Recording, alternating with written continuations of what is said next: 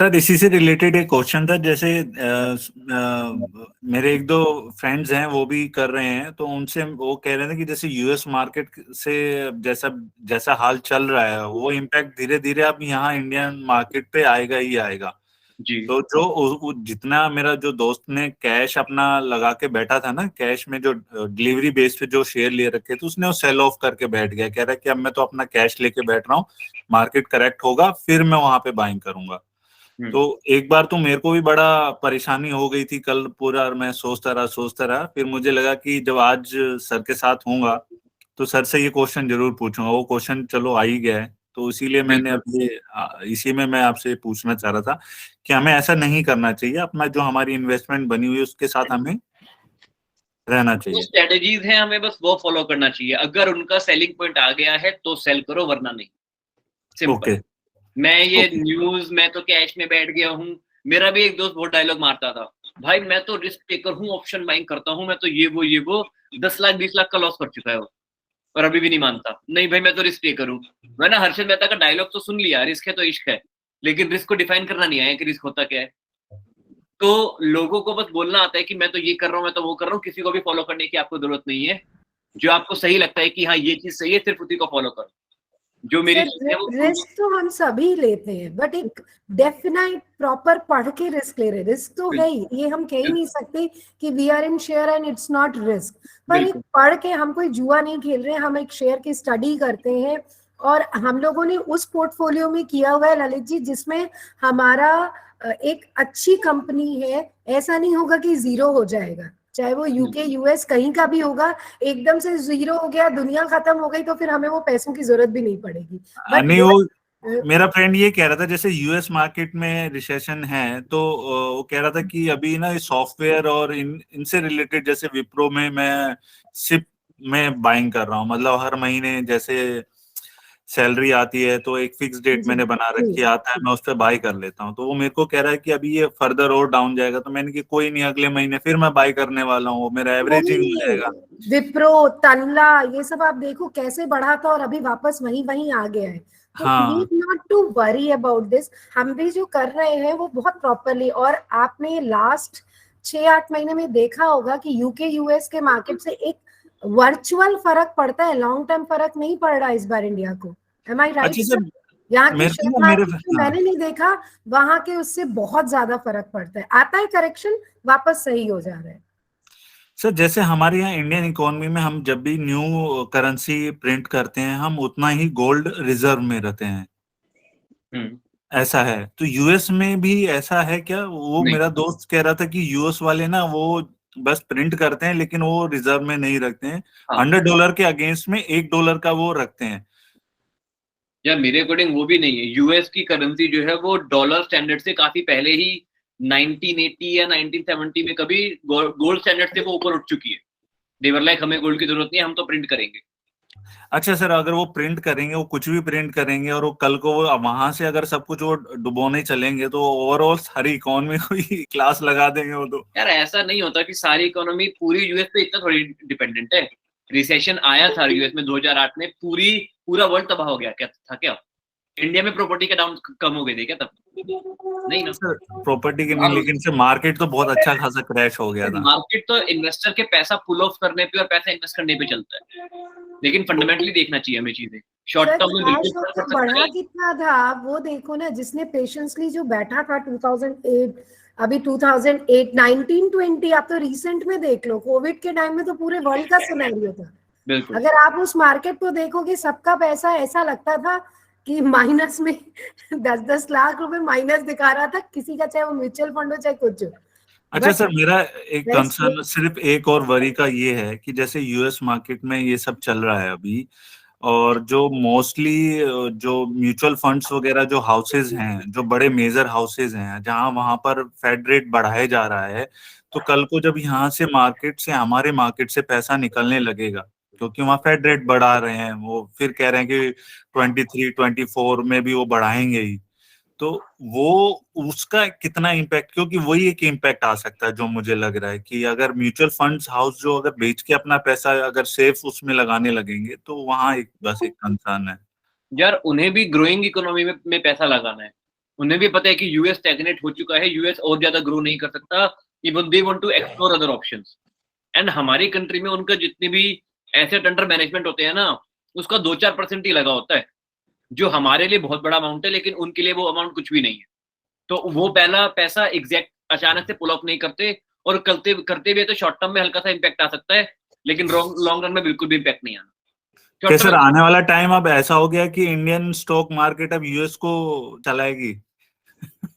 ऐसा भी नहीं है कि इंडियन स्टॉक मार्केट चलाएगी, उसमें हमें नहीं जाना चाहिए कौन किसको चलाएगा, लेकिन चीजें कैसे चलेंगी, चीजें लॉन्ग रन में सिर्फ और सिर्फ फंडामेंटल्स के बेसिस पे ही चलती है। ओके, तो मतलब हमें मोस्टली वो कंपनियां ढूंढनी जो इंडिया में ही बिजनेस कर रही है और जिनका फंडामेंटल अच्छा हो। बिल्कुल, मैं यूएस स्टॉक में बिल्कुल भी इन्वेस्ट नहीं करता हूँ। मेरा नहीं, एक यूएस में तो हम सर मैं भी नहीं करता, लेकिन जैसे कुछ कंपनियां जिनका रेवेन्यू बाहर से अब्रॉड से है, तो हमें उनको थोड़ा अवॉइड करना चाहिए कि जो इंडियन इकोनॉमी से जहाँ से रेवेन्यू जिनका ज्यादा आ रहा है, तो उसमें ज्यादा, जैसे मारुति हो गया है अपना, और महिंद्रा हो गया, जो बाहर अगर ज्यादा अपना जो बाहर रेवेन्यू ज्यादा जनरेट कर रहे हैं, उन लोगों को थोड़ा अवॉइड कर लो उस टाइम कर सकते हो, बिल्कुल बिल्कुल। लेकिन मतलब हाँ, ये तो है ही, लेकिन जैसे आईटी सेक्टर पे आपका क्वेश्चन आया था कि विप्रो पे इफेक्ट पड़ सकता है, इनके बिजनेस पे इम्पैक्ट पड़ सकता है, अगर रिसेशन आए तो यूएस ले ऑफ करेगा, है ना? आपका ऐसा कुछ क्वेश्चन आता छोटा मोटा। आप एक बात बताइए, आपके 4 एम्प्लॉय हैं, ठीक है, मान लो आप बिजनेस कर रहे हो, एक की सैलरी है महीने के 20 लाख और बाकी तीनों की है महीने की 2-2 लाख। आपको अपनी कॉस्ट कम करनी है, आप किसको फायर करोगे? 20 लाख वाले को। सबसे पहले तो उसी का हाथ जोड़ के नमस्कार भाई, जाओ आप अपने पे। तो यूएस वालों को अगर किसी को फायर करना है, वो इंडियंस को फायर करेंगे या पहले यूएस के इनएफिशिएंट लोगों को फायर करेंगे? सर यूएस के इनएफिशिएंट। तो बस ये सर सब में आ मेरा गई ना तो भांजा कनाडा गया हुआ है, तो वो कहता है कि चाइनीज और Indian people they work like literally, मतलब वो इतना काम करते हैं ना, और जो कैनेडियन है वो लोग काम ही नहीं करते हैं। नहीं करते, वो 3 महीने काम करते हैं, 3 महीने बैठ के खाएंगे। और जो इंडियंस है जो यहाँ से गए हुए हैं, और जो चाइनीज लोग हैं और जो जापानीज लोग हैं, वो बहुत काम करते हैं, बहुत काम करते हैं। Korean people are also extremely hard working. और मेरा मेंटर कोरियन था। इंडियंस को अगर वीकेंड में भी मिलता है ना, तो वो कहते हैं वहां जब हम रह ही रहे हैं तो why to make every week weekend. बिल्कुल, हाँ, बहुत कम करते हैं वीकेंड में भी, मतलब वो लोग छुट्टी उट्टी नहीं करते बाहर। बिल्कुल बिल्कुल। तो there is a reason Amazon में क्यों फायरिंग चल रही है, there is a reason Twitter के 15,000 लोगों को क्यों निकाला जा रहा है। आई डाउट कि उनमें से बहुत ज्यादा इंडियंस होंगे, आई डाउट। मैक्सिमम अमेरिकन ही होंगे जो आलसी होते हैं, चिल कर रहे हैं। मतलब टिकटॉक पे बहुत ज्यादा चल रहा है कि देखो मैं अमेज़न में डेवलपर हूँ, मेरी इतनी सैलरी है। टिकटॉक पे लोग फ्लॉन्ट करते हैं। तो जेफ बेजोस वैसे लोगों को काफी अच्छे थे फिल्टर आउट करके फायर कर रहा है। सेम जो है इलोन मस्क ने भी किया है। तो इवन सर जो बाहर की कंट्रीज है ना, वो इंडियन स्टूडेंट्स को they are preferring in universities की ये लोग इनरोल करें, क्योंकि हमारे यहाँ एक कल्चर है कि हम जो पेरेंट्स लोग हैं ना, बच्चों पे ज्यादा पैसे खर्च उनके एजुकेशन पे और उन पे ज्यादा ध्यान रखते हैं as compared to other countries, they prefer Indians. चलिए सर, मेरा थोड़ा एक टेंशन कल रात से मैं सोच रहा था। मैसेज कर दो, ऐसी कोई भी थिंकिंग हो तो कर सकते हो, बिकॉज यार नॉइस इस शोर के चक्कर में ना मैंने भी बहुत ज्यादा पैसे लूज किए। जब मार्केट 2020 में मैंने बाइंग की थी काफी ज्यादा, मतलब समझदारी के साथ मैंने, मार्केट जब 8,000 पे थी मैंने बहुत अच्छे से बाइंग की थी। जैसे ही 10,000 पहुंची, हर कोई लाइक अरे भाई ये तो होप की रैली है, अभी और गिरेगा, अभी मार्केट 6,000 जाएगी, 4,000 जाएगी, ये वो करके सब कुछ बेच दिया मैंने। साथ ही साथ बैंक निफ्टी को शॉर्ट भी कर दिया था। तो मैंने उस टाइम पे 5-10 लाख का लॉस मैं झेल चुका हूँ। सो आई नो कि एटलीस्ट क्या चीजें नहीं करनी है। Hats off to you sir, इतना लॉस आप झेल चुके हो। उफ, मेरे से मैंने अभी जैसे मैंने पिछले 1 साल से लर्निंग स्टार्ट की है, तो मैंने जो स्टार्टिंग में पहले इंट्राडे में मैंने मतलब मार्केट का थोड़ा बहुत नॉलेज लिया, स्पॉट रेजिस्टेंस और कैंडल क्या वो होता है, उस बेसिस पे मैंने ट्रेडिंग चालू की और स्टार्टिंग में मजा आने लगा। आज 20,000 रुपए कमा लिए, 25,000 रुपए कमा लिए, आज 5,000, आज 8,000, मतलब मजा आ रहा था। 1-1.5 महीना चला, अच्छा लगा।